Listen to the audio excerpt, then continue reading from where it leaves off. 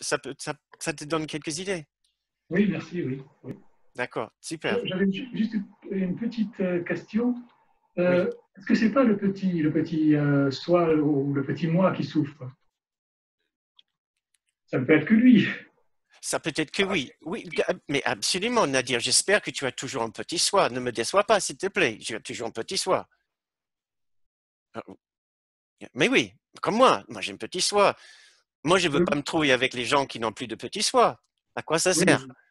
oui, j'ai un petit soi, oui, c'est sûr. D'accord, bah merci, tu me rassures. Et tu rassures en même temps beaucoup de personnes qui sont ici avec nous ce soir. C'est Alors, lui qui m'embête. c'est-à-dire, il faut pas, il n'y a pas un problème d'avoir un petit soi.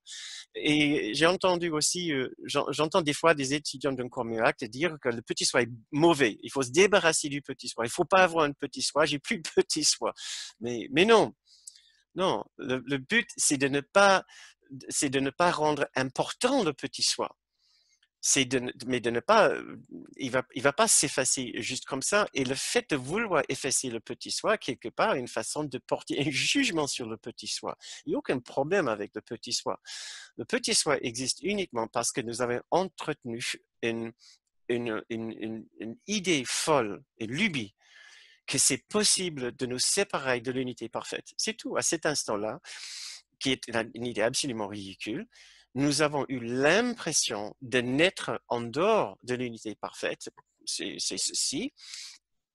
Et j'ai juste une tendance un peu ridicule de donner une grande importance à ceci, au lieu de donner une grande importance à l'unité, à la vérité, à la réalité. Mais il n'y a aucun problème d'avoir un petit soi. Il ne faut pas en faire une grande histoire. Et en faire une grande histoire veut dire j'investis beaucoup dans le petit soi ou j'essaie de l'effacer. Ça, Moi, c'est, je trouve qu'il y a, ouais. dans mon cas, je trouve qu'il y a un problème d'avoir un petit soi parce que je pourrais dire que c'est lui qui me fait souffrir, quoi. Non, c'est pas le petit soi qui nous fait souffrir, curieusement. C'est le fait de vouloir le petit soi qui fait souffrir, mais c'est pas le petit soi en soi. Pourquoi? Parce qu'en réalité, il n'y a pas de petit soi. Le petit soi est le résultat d'une activité de l'esprit qui décide d'une façon continue de vouloir rester séparé de l'amour. Voilà, c'est cette activité qui a un problème. C'est cette Pardon? activité qui a un problème. C'est cette Cette activité qui a un activité, problème, mais il faut le respecter. Si l'activité est là, c'est parce que tu as peur d'arrêter cette activité. Et il faut le respecter.